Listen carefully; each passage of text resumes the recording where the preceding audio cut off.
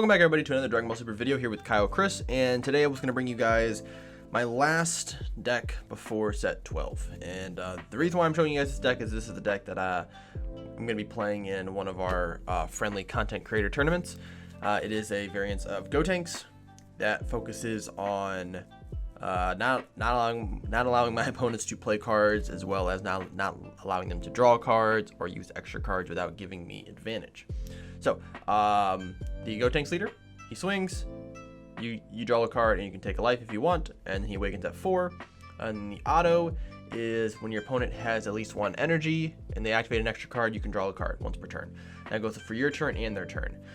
Now this leader, low-key, will be very good next set if Mecha Frieza decides to be the most powerful deck in the format, which I think it absolutely can.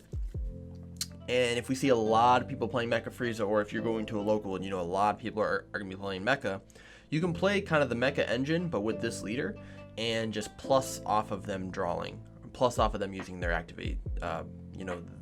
their activation extra cards, their Planet Vegetas, their Universe-9 Assembles, the Cold Bloodlust, all that kind of stuff. On this side, when your opponent activates an extra card, you draw a card, and you can tap down a battle card, which is the opposite of Mecha Frieza, because when Mecha Frieza uses an extra card, he can tap down something. So this is whenever they play something, sure, they can tap something down to yours, but you can tap something down to theirs. So really funny. You attack and you draw a card, and then if you activate Union Fusion, you gain 5k in crit. That will come up in this deck a little bit. So let me put it over here. There we go. All right, so we run 7 1-drops in the deck. So we run 3 of the Vegetas, of the Draw Vegetas, and 4 of the Lord Slugs. So this card here searches top 5 for a Unison with a specific cost of 2, or a 3-drop Saiyan or less, any yellow drop Saiyan.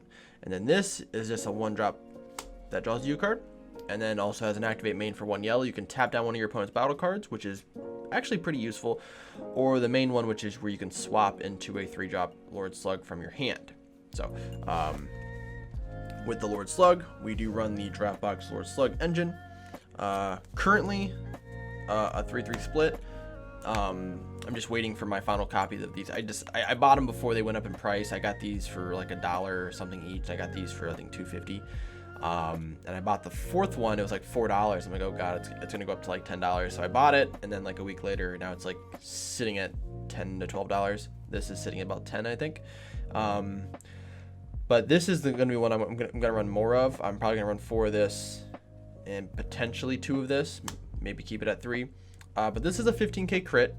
This is a 20k barrier. They both have bond 2, which means when this card and another card in your battle area are on the field, it gains a requirement for its bond 2 ability. So when this card swings, if your opponent has 4 more cards in rest mode, 4 more cards in rest mode, your opponent chooses 2 of those cards and they can't restand next turn. They can't be switched to active mode until the start of my turn. So if they have 4 things in rest mode, they get to pick 2 of those cards. And obviously that's not really fun because they're tapping down 2 of their own cards. So it could be better. It could be if you could choose, but it's still a really, really good card. It is also 15k crit. It is unique, so you can't run more than 1 of them. And then Lord Slug is the better one in this sense, where when this card is in rest mode, your opponent cannot add cards to their from their deck to their hand by any other skills other than their leader. So if their leader is Gotenks and it can draw off of it, they can do that. If it attacks, you can draw off of it. But you can't use other cards to add cards to your hand. So for Mecha Frieza, you'll see Mecha Frieza is obviously using this in the mirror matchup, because they can't use the Universe-9 Assembles, they can't use Planet Vegetas, they can't use they can't use anything. They can't use Draw Apes, they can't use super combos, but it works for anybody else too, obviously. And since it's a 20k barrier, your opponent has to swing into it to remove it, and that's when you can play some good defense, keep it alive. If you keep it alive for generally more than a turn or 2, it's going to net you just extreme amounts of value. For the Unisons, I run 3 of the Gogetas and 1 of the Makikaburas. This card here is slowly becoming one of the best yellow Unisons in the game. I know it's always kind of been probably the best Unison in the game, not comparing to this guy, just kind of in the 2-drop range. But with Gotenks and really any yellow deck, being able to pitch 2 dead cards from your hand to draw 2 cards to cycle is extremely powerful, especially if you run draw apes. You can pitch draw apes to the drop area with this, draw 2 more cards, and then tap 2 with the draw ape to draw 2 more cards. Excellent card. The -4 never really comes up. You can choose to your opponent's energy and they can't restand next turn. That's okay, I guess. But the auto, I think people forget, is when your opponent activates an extra card skill, you can add a marker to it. And then if all of your energy is in rest mode, if all your energy is mono yellow, if I believe so. No, if all your energy is in rest mode, your mono yellow leader gains 5k during your opponent's turn. So when all your energy is tapped out, on the unawakened side, this is a 15, and then on this side, it's a 20 base. So that's kind of gives you like a weird sensu bean. And then Maki, because he's a really good unison, we run one of. He's a 4-drop blocker, 15k, where he can keep a card in rest mode, ignoring barrier, which also draws you a card. His auto, whenever he loses a marker from whenever he just loses the marker, I think it's from damage. Yeah, so from an opponent's attack, you get to choose one of your opponent's cards and put them in rest mode. So it's energy, unisons, leader, anything. And the -4 is really good because you can take control over a card, and then you switch to active mode, which is very interesting because if you're playing against a deck that has a card that hypothetically it's removed from the battle area, it gains a skill. Let's say the 9-drop Shinron. When that card actually activates, it goes in depending on your opponent's side of the board, and once it hits your side, it actually activates. So when you take control of the 9-drop, you basically get to draw 2 cards for free. Pretty cool. But then any other card that has any form of battle removal, where it's like, hey, when this card is removed from the battle area, you get to do this. Your opponent doesn't get to do that, you do. It's pretty cool. Found that out over, I think not last weekend, but the weekend before that. 2 Poutine and 3 of the Vegetas. So this comes out for free if you have a unison with 2 or more markers in play. Comes into 14k blocker that taps something down, and then Poutine comes into play whenever you tap something down. So if you super combo, if you use Vegeta, if you use the Maki Kabura, you get to play this for free. Has barrier and unique, and anytime your opponent plays a battle card using a skill or they activate a counterplay, you can choose one of your opponent's battle cards and put it in rest mode once per turn. That is extremely strong. This is a staple for any yellow deck. It just allows you to stabilize, and your opponent has to remove this in order for them to really be able to do anything, because you get a free tap down combo starter with this. So you get this can trigger a bunch of other cards in your deck, in any yellow deck generally. In this deck we have some of that stuff too. So we do run the Gotenks engine. So we run 2 of each of the Flash of Brilliance. These cards are great. You can pitch them off of your Gogeta, and then you can put a yellow card from your hand to the drop area and add this back. So they're always live. These are a little out of order here. 4 of the expansion pack, Trunks and Goten. This card here is great. The idea is when you use fusion, you want to use one flash and one of these, because these you can't get back, so you want to be able to use these when you absolutely need them to. But you can tap down any card ignoring barrier with one of these. So when it's used in a Union Fusion, you can choose one of your opponent's battle cards and tap it down, which ends up being really useful. So like I said, so we run a total of 8 of these, 2 of each flash, and then 4 of the expansion. So we run 2 of the power of fusion. This is the double strike that KOs something in rest mode, which is one of the reasons why we want to put cards in rest mode, and it also draws you a card. The activate main, you can put this card to the bottom of your deck to add 2 of these back to your hand, which does come up.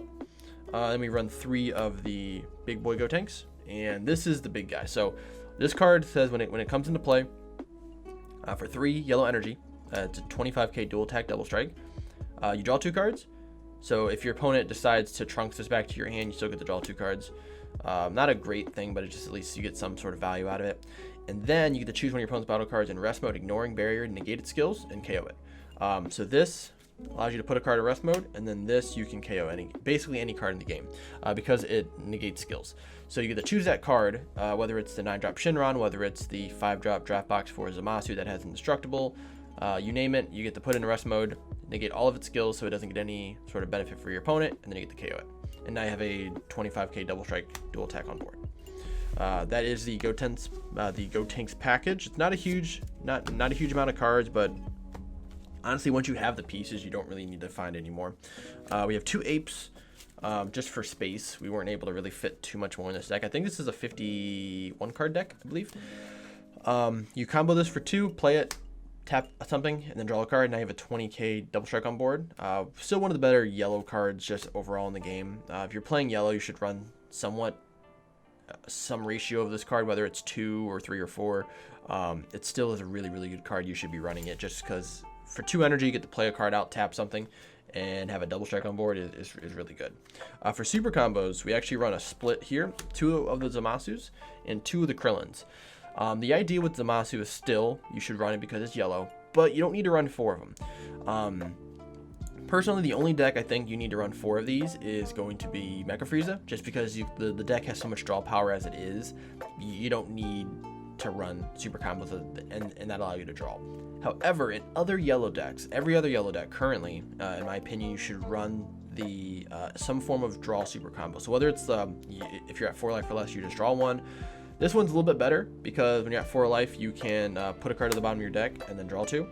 So you get to cycle a dead card out of your hand and then draw 2 new fresh cards. And that's a really, really good effect. And being able to do that in a deck where your hands can be a little stagnant because you're going to be, you know, playing out one of these for 3 or playing out one of these for 2. You need that extra way of being able to draw a few cards. So that's why we have this. Also, just allows you to push for a little more damage without having to use the Masu to tap something down. Because sometimes you really want to save this for your defensive turns, or if you're going in with you know, tapping a bunch of cards, and you can use this to be the catalyst. But generally, you want to wait till defense, use these to tap cards down, especially leaders, and go from there. So we run a 2-2 split. Now the super important cards in the deck are the tapping engine. So I run 2 of the Bardoks from Draftbox-Ku and 3 Bergamos currently, hoping to get 4 this weekend from my set 12 opening boxes, which I will have a video up sometime this weekend. And so these cards work kind of in tandem. They also don't work in tandem. They can work separately as well. This card is a free play. If your opponent has 3 more energy, you get to choose one of your opponent's battle cards, put it in rest mode. If you do, play this card for free. So it is a free 15k body that taps something down, which will trigger Bergamo.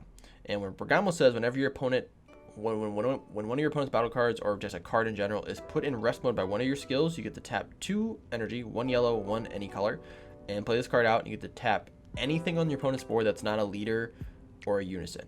So battle cards ignoring barrier or energy, get to tap down 2 of them. So if you play this out, hypothetically, you play this out, you tap something down, play this out, tap 2, and then tap 2 energy, and then you can play another one on top of that, or another one on top of that, obviously if you have the energy for it. But the idea is you can just tap everything down and then go in for game. And like I said, 3 or 4 Bergamos is generally the way with most yellow decks. Sometimes 2 depending on which deck you're running, but the combination of these cards you can't really go wrong with. They're really, really good. There's also a Goku blocker that comes out for free. It's the other part of this actual artwork. That's another good card that you can run as well. It's a 3-drop, I believe, so it can go towards your Xenocell requirement, but you can play this out and then play out a blocker for free. The only extra card we run in the deck is going to be Flying Nimbus. None of the other extra cards really are great as a main board card. Especially when you don't know what you're really going to be playing against. But Nimbus is great, just can turn off battle cards. You can pitch dead yellow cards from your hand to make sure they can only tag 1 more time. And if you tag with a leader first, this is great because then you limit them to 1 battle card to swing that turn.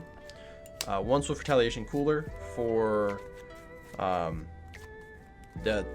turn you decide to go in. So if you swing with leader, swing with the battle card first, your opponent topos, your opponent trunks negates, you can play this, and then it puts that card in the drop area and then remove that effect.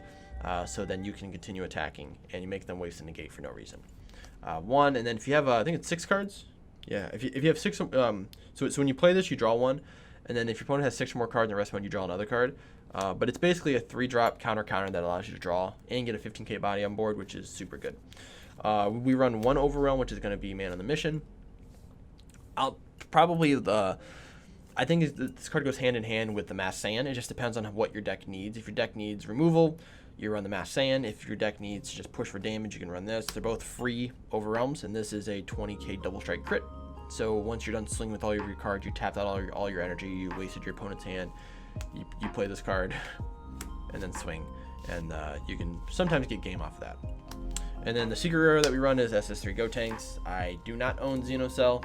You'll hear this in a lot of my videos. I don't plan on buying it unless it gets reprinted or drops in price or something. But this isn't a bad SCR. It does kind of work as a double-edged sword against you.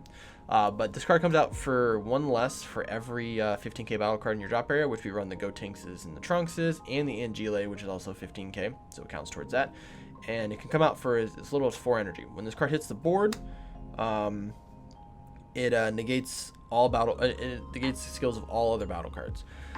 So, to my knowledge, what that means is also in your opponent's hand and in the drop area. So if they have draw lapes or the rebrands in the drop areas, they can't activate those. They can't activate super combo effects. They can't activate other battle card effects. They can't activate battle card negates. You name it, they can't activate it. When this card is removed from the battle area by a skill, you choose all your opponent's battle cards and energy and rest mode, and you put them in the drop area. Really good card. In that sense, if you can play this card out late game and just swing, it's 40k double strike. So it's gonna be kind of hard to get over, and unless your opponent has that black negate, the Kamehameha card that just warps a card for 1 energy. That's really bad against this. But any other form of removal, if they don't have it, this card's just gonna sit there, and they're gonna have to either swing into it or force themselves to try to remove it some way and then waste energy and waste battle cards to remove it. So it is kind of a cool card. So that's my Gotenks deck. Last deck before set 12. Hopefully you guys enjoy it. Make sure you guys like and subscribe, and I'll see you guys in the next video.